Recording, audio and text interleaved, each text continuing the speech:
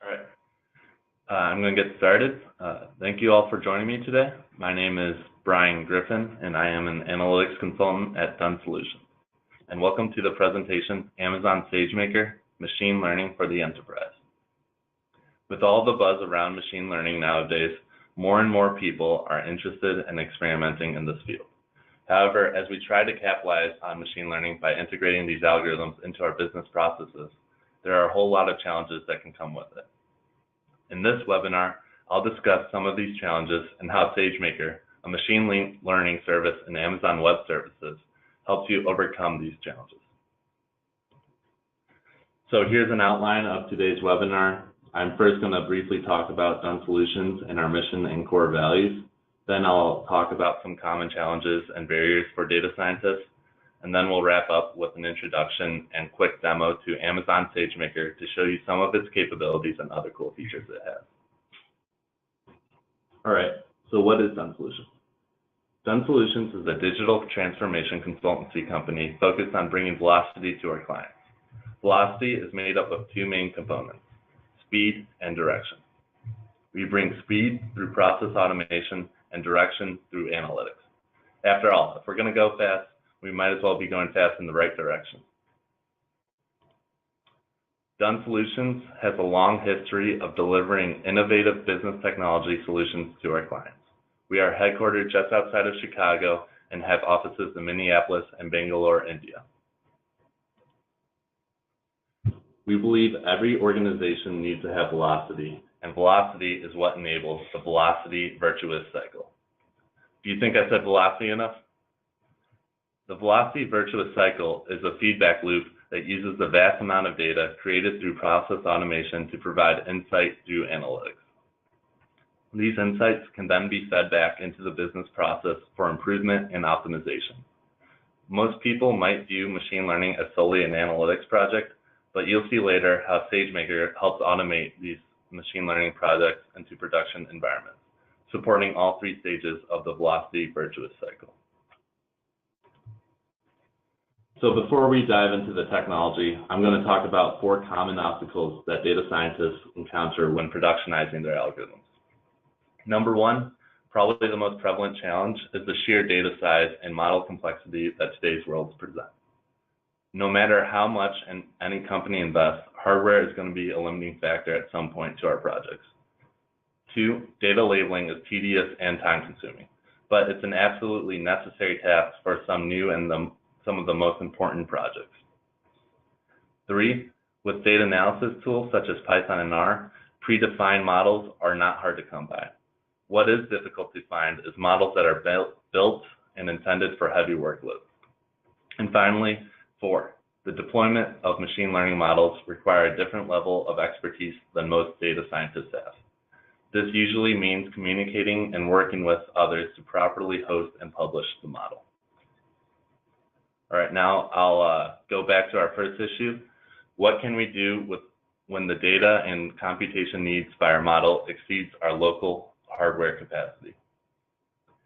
These new state-of-the-art algorithms can bring value to a project that we definitely want to take advantage of, but part of that value is a result of larger data sets that we now have access to. If I'm going to be working with just a couple gigs of data on a standard algorithm, then awesome. I have nothing to worry about. My laptop works great. But anything more than that, and my laptop is going to completely freeze up, and it's going to be very frustrating. My applications will be unresponsive, and even if my laptop completes the job, I'll lose focus of my task at hand. And for someone who uses this laptop for hundreds, if not thousands of these operations a day, my value to the company is going to severely decline. And with the exponential growth of data and how the ML field has progressed, models are just going to become more complex and data sizes are just going to become bigger. So this issue is not going to go away anytime soon. After all, data scientists are expensive. It is in everyone's best interest to get the most value from them as we can. So our second challenge, along with these vast data sizes, we are rapidly expanding the types of data that we use to train these algorithms, such as video and images. However, these types of algorithms bring their own challenges, like ground truth labeling. If you're unfamiliar with the term, ground truth labeling is the task of providing labels to our training data, which is necessary for all supervised machine learning algorithms to learn. In our traditional data sets, the training data labels were as easy to gather as the training features. So data labeling was barely a task at all because it was not. But in the case of an object detection algorithm, the labeling requires a lot of added human effort. If you look to the image on the right here, imagine someone drawing a box around each one of these objects, like the car in the middle or the person on the left or the sign up top. And now imagine doing that for thousands and thousands of images. It'll get pretty monotonous pretty fast. But that is what an object detection algorithm requires. Inevitably, the labeler who's doing this task will lose focus, making the labeled data set prone to human error. And this is before we even feed the data into our model. These projects are pretty cool and have tons of application in the real world, but that comes with a significant amount of investment of resources to complete. All right, third, assuming we overcame these previous two challenges, we now finally get to the fun part, which is developing the model. Most data scientists can build and reasonably train an accurate model for a given project, but that will not cut it for production. When you're building a production model, there's a tons of additional optimizations and intricacies that are the difference to what makes a project succeed or fail. If you do not properly test and rush the development of the model, there can be serious issues when it deploys. This is why model development alone takes months to complete, being one of the biggest factors why the time to market for these ML projects can be so long. And after all that, we finally get to deploy the model. But that does not mean it's over. Deploying a model is not in the data scientist's expertise. So typically, IT or a computer scientist will need to be brought on board to integrate all of this into an enterprise system. It'll require a constant back and forth between the two groups on the system needs and the model expectations. Together, this integration needs to be seamless, scalable, and fault tolerant, or it can stop the whole project in its tracks. This step, more than any other, needs to be meticulously thought out and tested for success of the project as it puts all the pieces together. As you can tell, completing an enterprise machine learning project takes a lot of time and effort with some serious obstacles. But luckily, there's a tool that can help you with all these barriers listed above and drastically reduce your time to market. And that tool is Amazon SageMaker. So what is Amazon SageMaker, and how does it resolve our issues? Amazon SageMaker is a fully managed service on AWS that allows developers to create and easily integrate machine learning models into our applications.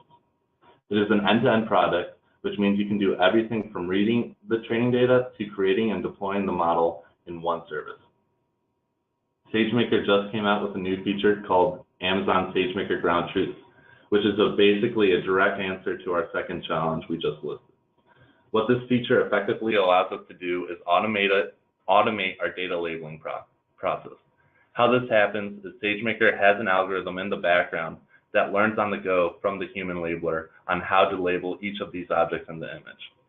And once it feels confident enough, it can apply what it's learned to other images, leaving only images it's not confident for the human labeler to complete.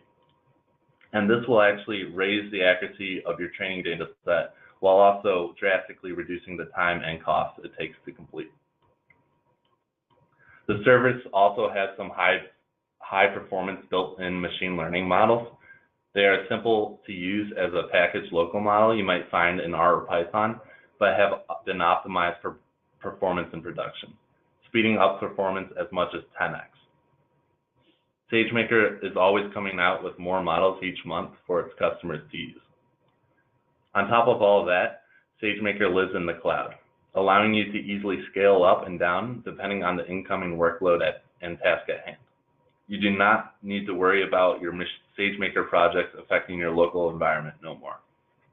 Finally, SageMaker supports fully managed hosting, so your data scientists can deploy the model without worrying about the infrastructure behind it. So I'm going to now take us through the infrastructure of SageMaker. The diagram on the right shows a very high-level overview of it. So it's basically divided into two main stages designated by these light rectangles on the right. The first, on the bottom, is the training phase. This is where the data pre-processing happens and the model fitting.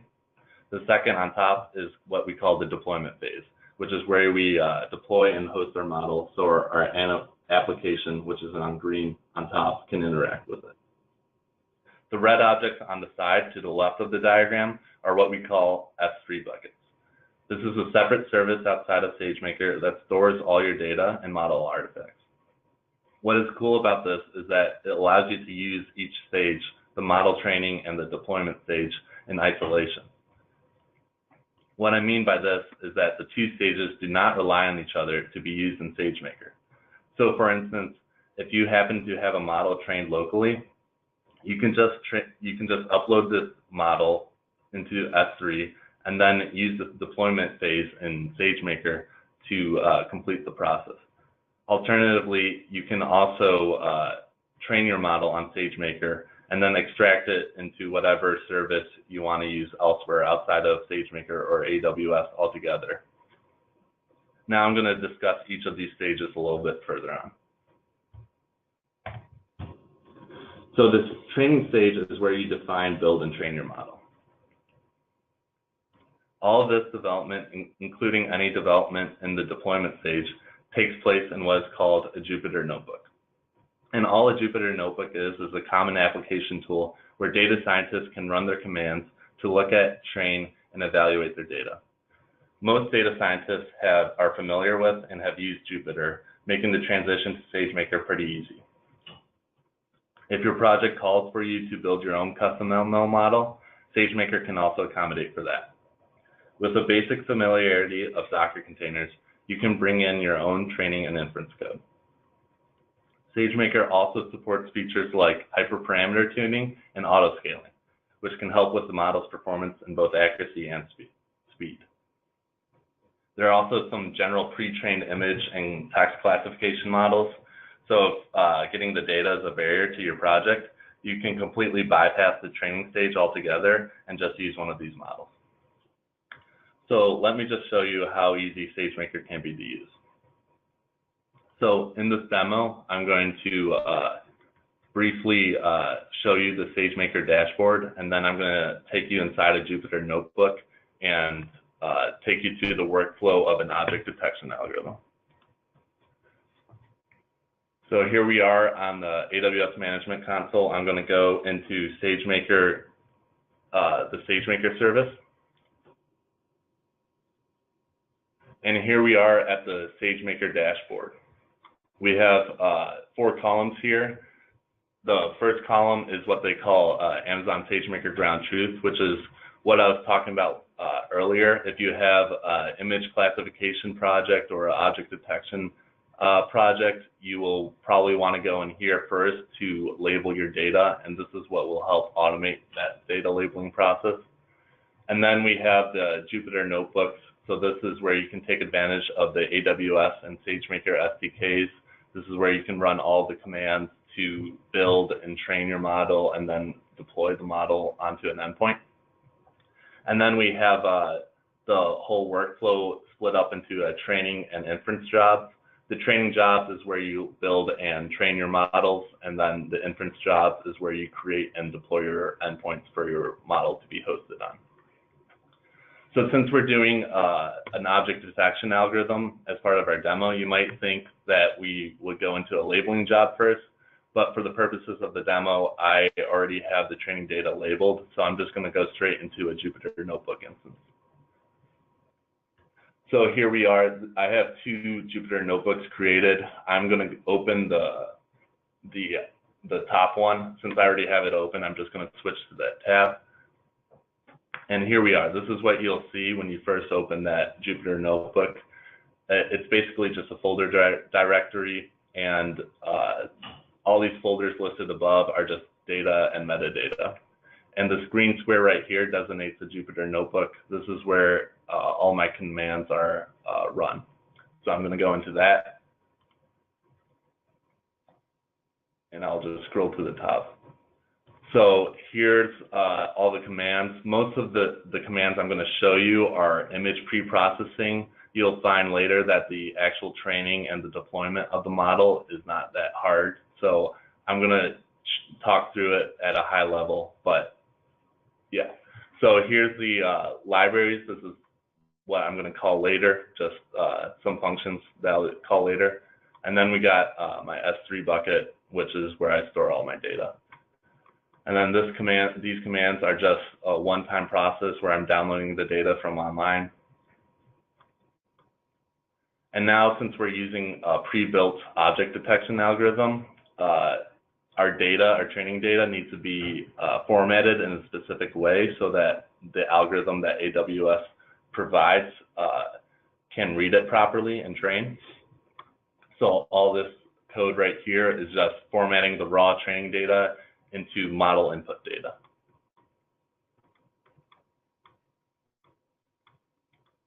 And now we get to this code, which is just it's just reading the training data and putting it into proper folders. So we have a training folder and a validation folder, and we also have annotations for each one of those folders.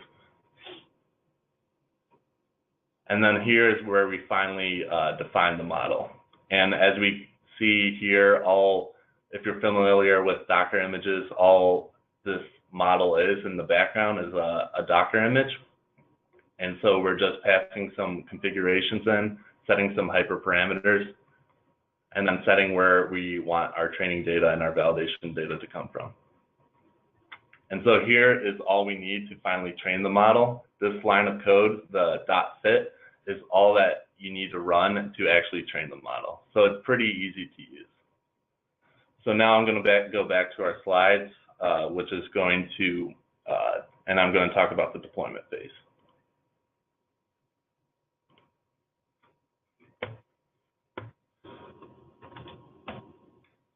So stage 2, which is the deployment phase.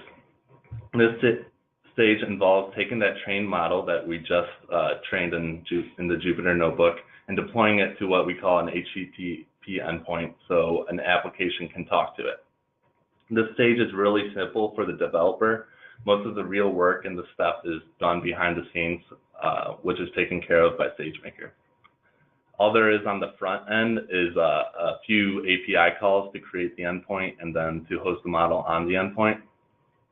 Once it's deployed, you can use the endpoint to predict a whole data set at once, which is called a batch transform, or you can predict one instance at a time. SageMaker also has a feature called automatic A/B testing, which is a great feature to have if you're deciding on which model to use in production. If you look at the picture on the right of the slide, you'll see that what this feature does is it splits up your traffic. In this case, there's these little people on top into each one of these models. And then based on some criteria that you set, it will evaluate each one of these models so that it is easy for you to decide which one you want to deploy. So now I'm going to go back to our Jupyter Notebook that I was just showing you guys. Here we were at the fitting, we just trained the model. Now I'm going to go, and just as simple as it was to train the model, we can deploy that model with one line of code highlighted right here. And once we have that, we can use this on any client application you can think of. But for the purpose of this demo, I'm just going to use the Jupyter Notebook to call this endpoint. So here, I'm just going to show you the image.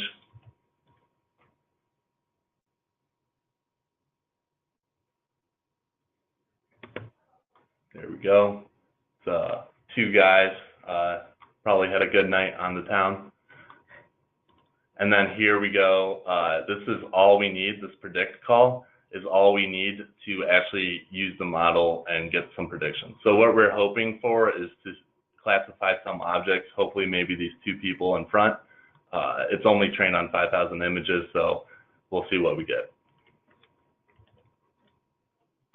So I'll just, here you see a bunch of numbers. This is drawing the boxes, but so that we can see how well it's performing, I'm going to run it through this visualization function. on top and see how well it does. And here we can see it does a fairly good job.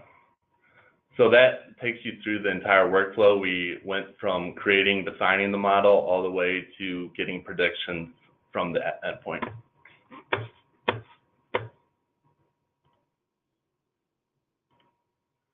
So now that we've seen how it works, I'm going to show you some use cases that I found people using it for.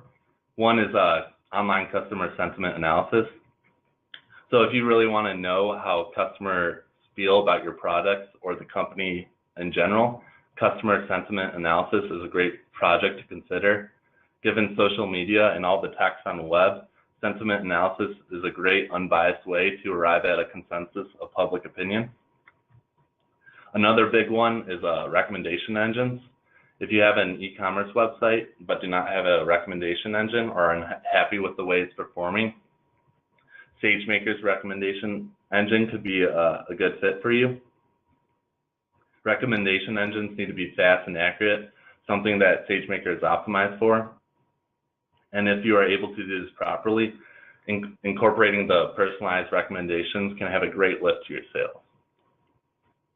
Also, there's automated customer support ticket triage. If you have a customer support team that's swamped with support tickets, why not try automating that process? A large portion of a support representative's job is to get support tickets into the hands of the people that can resolve them.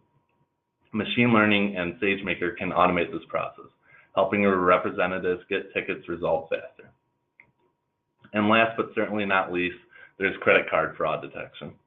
With all these recent data breaches in the news, security is at a premium right now. Why not help secure your customers with a fraud detection algorithm? What these algorithms can do is look for unusual purchasing behaviors from their customers and notify them immediately to their purchases. This can help also build a trust relationship between the consumer and the business. These are just a few cases that came to my mind, but there are plenty more that SageMaker can help with as well. So now that we've heard and seen all that SageMaker has to offer, what have we gained? Well, if you remember from the challenges we identified at the beginning of this presentation, they all have been substantially simplified. The data scientist can now create and deploy a model for the computer scientist to use in its application. They can focus most of their time on the project, on what they're good at, and have reasonable and consistent expectations on what the other is going to give them. Most of the tedious tasks that no one wants to do have been removed, which can drastically reduce your project time to market. All the issues that come with production has been mitigated. SageMaker provides the scalability so you can easily scale up and down with the varying workloads that come with production. SageMaker also provides some nice features that can easily be incorporated and enhance our projects like automated data labeling and A/B testing. In the long run, all this lets the SageMaker user drop their costs and time to market and maximize their productivity. So I hope you found this webinar on SageMaker and challenges for data scientists meaningful and interesting. If you do have a machine learning project, or if it's your first time working with Amazon SageMaker, you might want to know more specifically of how SageMaker works, or you might run into some troubles. If you need any help getting started with these project ideas, feel free to contact us at info@dunnsolutions.com or at any of the emails listed below. Thank you all for watching.